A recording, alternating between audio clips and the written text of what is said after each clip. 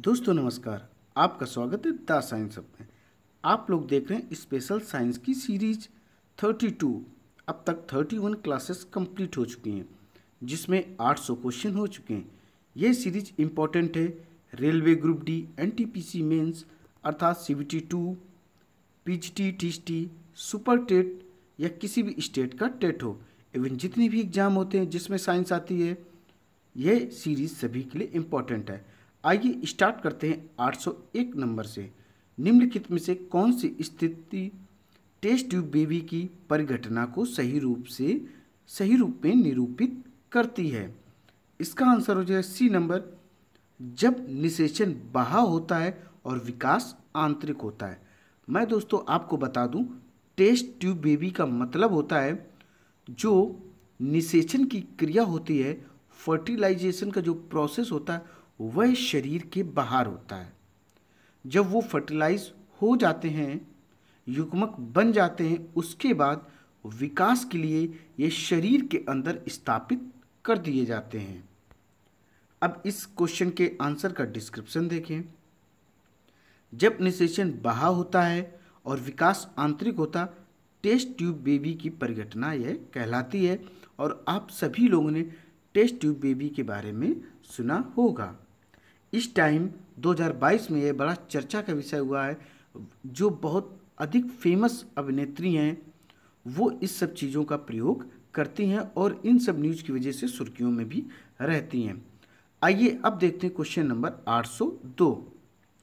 दिल का दौरा किस कारण से होता है?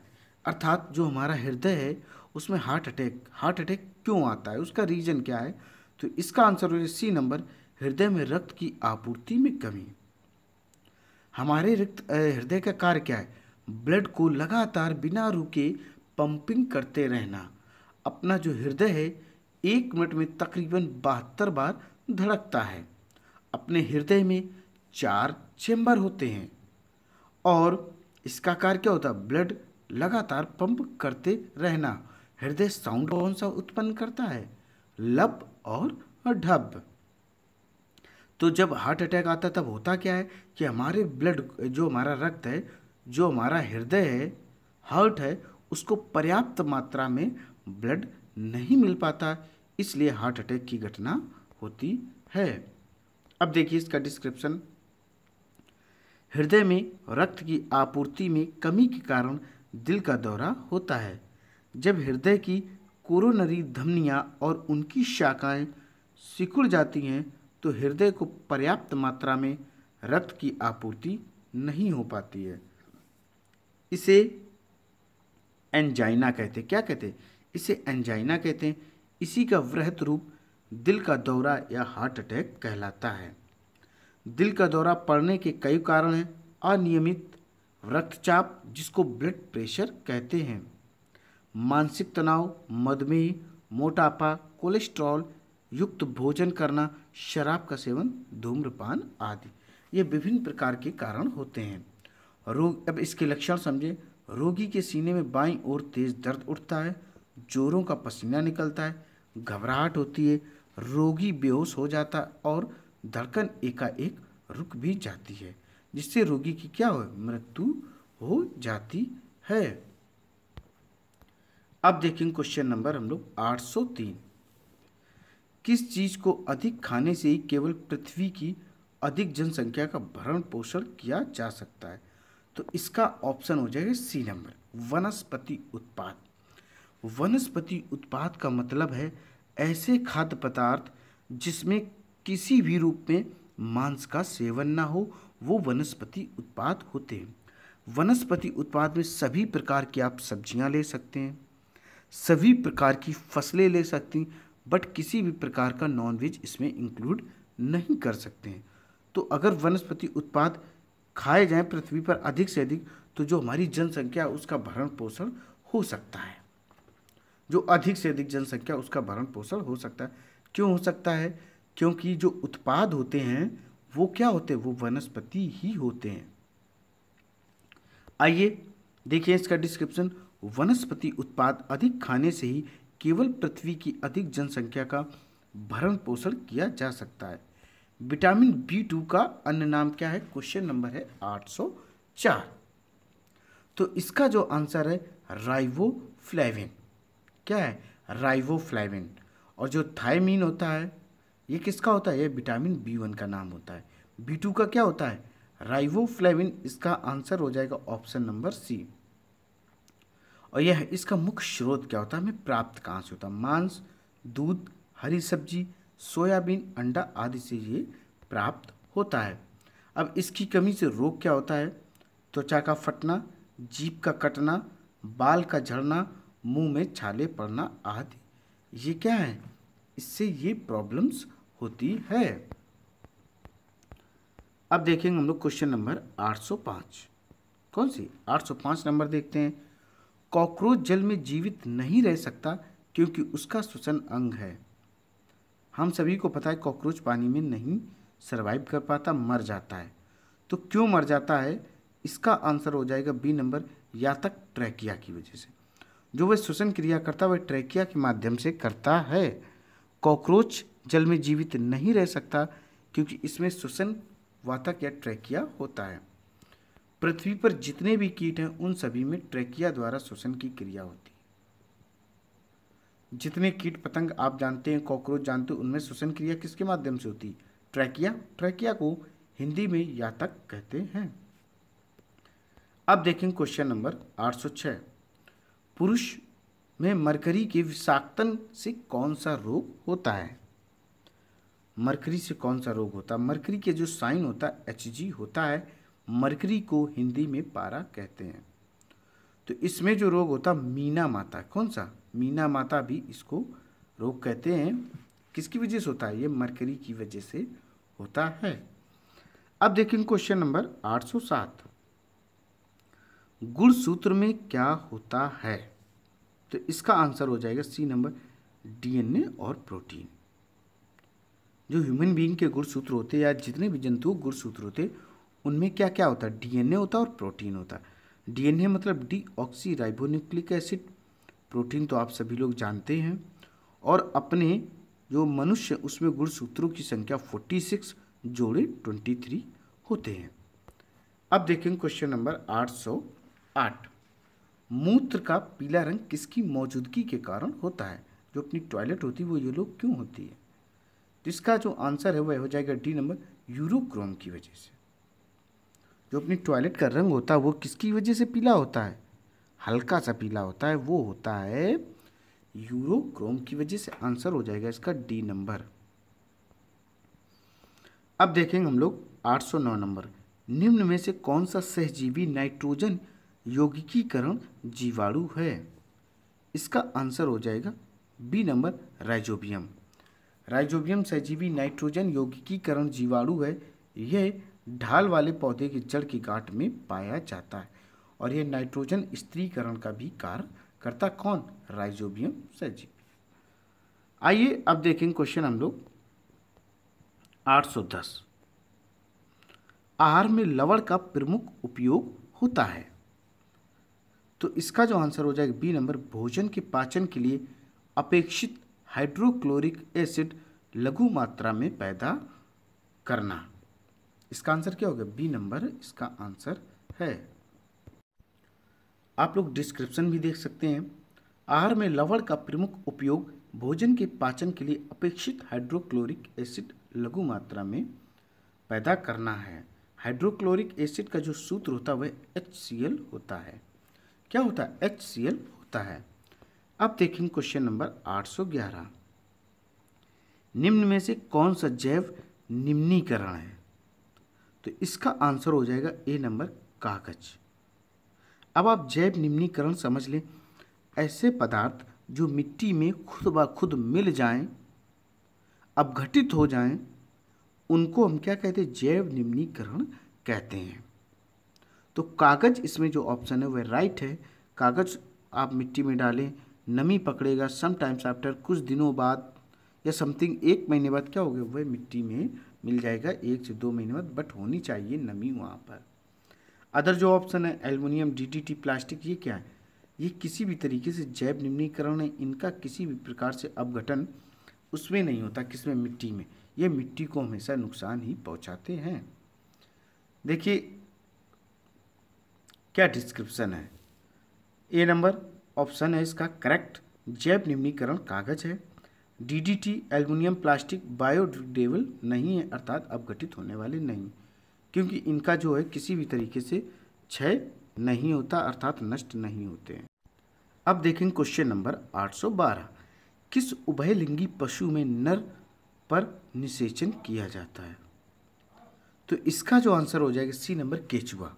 केचुआ क्या है? ये एक उभयलिंगी प्राणी होता है जिसमें पर निषेचन होता है। केचुआ क्या होता है? ये किसानों का मित्र होता है। ये भूमि को उपजाऊ बनाता है, भूमि को उर्वर मतलब भुरभरी बना देता है, जिससे उनमें जो उत्पादक क्षमता है वह बढ़ जाती है। केचुए के बारे में एक और विशेषता बता दें, यह श्वसन क्रिया अपनी त्वचा के माध्यम से ही करता है। क्या करता है? त्वचा के माध्यम से ही श्वसन क्रिया संपन्न करते हैं। अब देखेंगे क्वेश्चन नंबर 813, ब्लबबर क्या होता है? तो इसका आंसर हो जाएगा बी नंबर सघन वसा की परत। ब्लबबर क्या होती है? सघन वसा की ये एक परत होती है। अब हम लोग देखेंगे क्वेश्चन नंबर 814, डीएनए के कोडकरण खंड को क्या कहा जाता है? तो इसका आंसर हो जाएगा ए नंबर कोडॉन। जो डीएनए के खंड आपने देखे होंगे छोटे छोटे, एटीजी से बोलते हैं, एटीजीसीयू बोलते हैं, वो क्या होते हैं? वो कोडॉन कहलाते हैं। डीएनए का फुल फॉर्म डीऑक्सीराइबोन्यूक्लिक एसिड होता है, और डीएनए का डबल हेलिकल जो मॉडल्स है वाटसन एंड क्रिक ने प्रस्तुत किया था, जिसमें आप खंडों के बारे में अधिक जानकारी ले सकते हैं। अब देखेंगे क्वेश्चन नंबर 815, वसा में घुलनशील विटामिन कौन से हैं? तो वसा में कौन घुल जाते हैं? इसका आंसर हो जाएगा बी नंबर कैल्सीफेरॉल। ये साइंटिफिक नेम है विटामिन डी का। और विटामिन डी का कार्य क्या होता है? अपनी हड्डियों को मजबूत करना।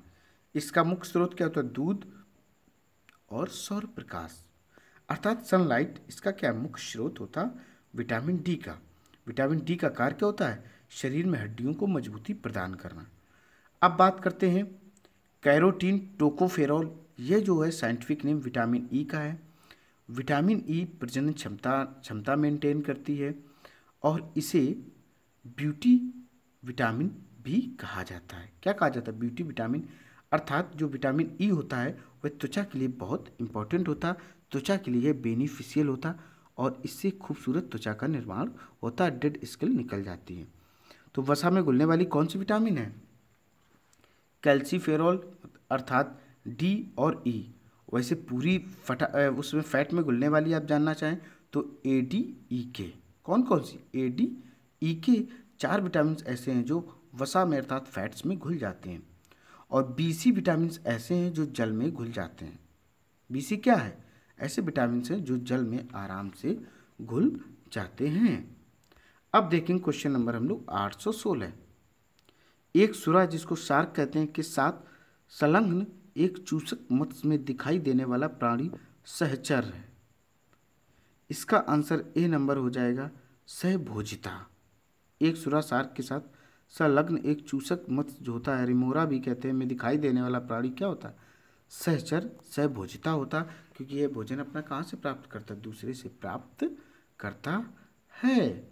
आइए अब देखेंगे हम लोग क्वेश्चन नंबर 817, निम्नलिखित में से अंडा देने वाला स्तनपायी कौन सा है?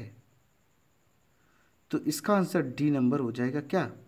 कंटीला जो चींटीखोर होता है वो क्या होता? वह अंडा देने वाला एक स्तनपायी होता है। क्या होता है? स्तनपायी होता है।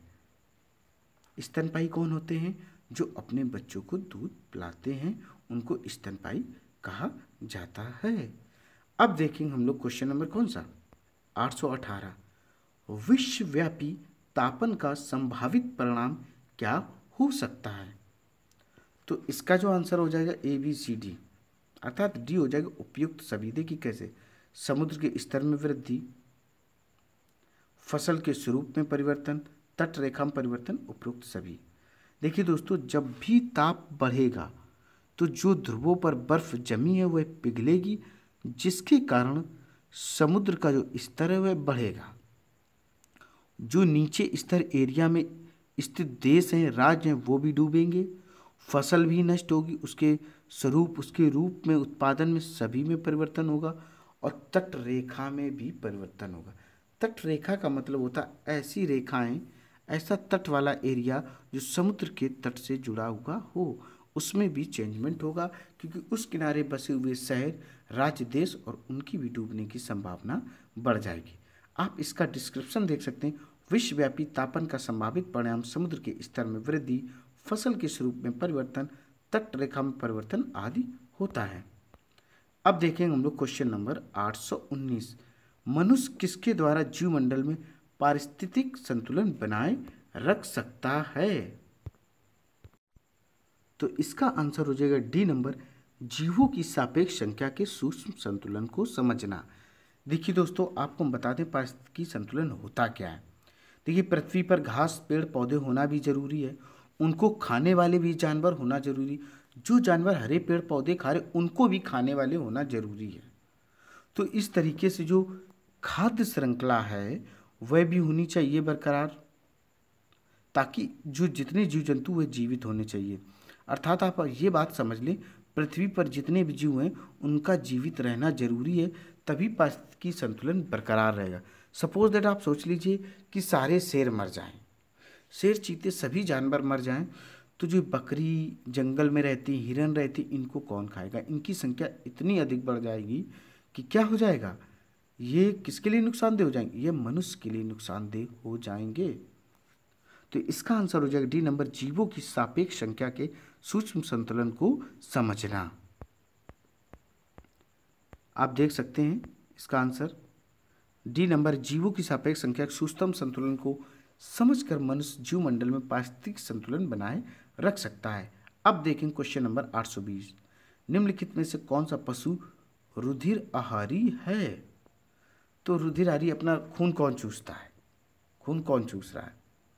मैं मच्छर की बात कर रहा हूँ और किसी की नहीं। तो जो मच्छर है वह क्या करता है? खून चूसता है। जब आप लोग सो जाते हो, हम लोग सो जाते, अपना एक छोटा सा डंक डालता है और खून, जितने खून की ज़रूरत होती उसे वह चूस जाता है। तो ये क्या हो जाएगा?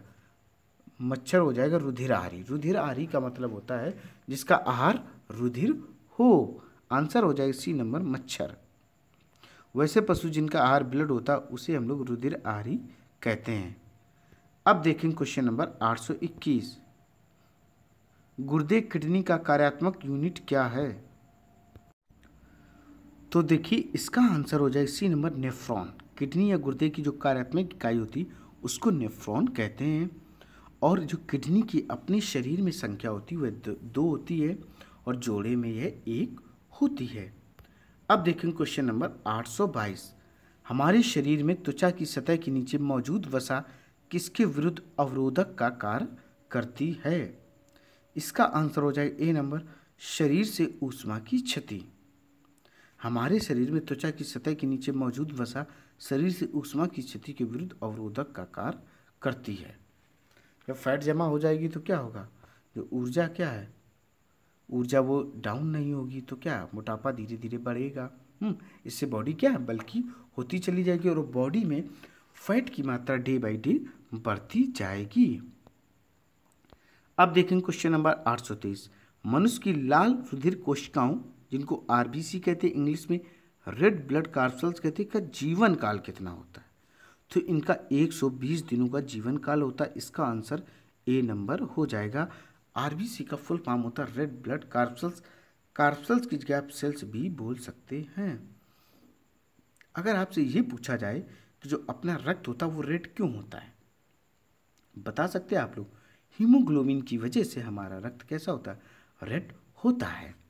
अब देखें क्वेश्चन नंबर हम लोग 824। गर्भाशय के लिए वैकल्पिक शब्द क्या है? इसके लिए वैकल्पिक जो शब्द है इसका आंसर हो जाएगा ए नंबर, यूट्रस। गर्भाशय, जिसको बूम भी कहते हैं, के लिए वैकल्पिक शब्द यूट्रस होता है। बिल्कुल दोस्तों। अब देखेंगे हम लोग क्वेश्चन नंबर 825। सामाजिक वानिकी है। तो सामाजिक वानिकी क्या है? इसका आंसर हो जाएगा डी नंबर, सरकारी स्वामित्व वाली भूमि पर उपयोगी पौधों को उगाना और उनकी व्यवस्था करना ही क्या है, सामाजिक वानिकी होता है। आप देख सकते हैं इसका डिस्क्रिप्शन डी नंबर। सरकारी स्वामित्व वाली भूमि पर उपभोगी पौधे को उगाना और उनकी व्यवस्था करना सामाजिक वानिकी के अंतर्गत आता है। दोस्तों, उम्मीद है यह सीरीज आपको बेहद पसंद आई होगी। इसी तरीके की सीरीज आपको लगातार मिलती रहेंगी। ये टोटली एनसीईआरटी बेस्ड है। दोस्तों, इस वीडियो को अधिक से अधिक लाइक करो, शेयर करो और मेरे चैनल को सब्सक्राइब करो। दोस्तों, जय हिंद, जय भारत।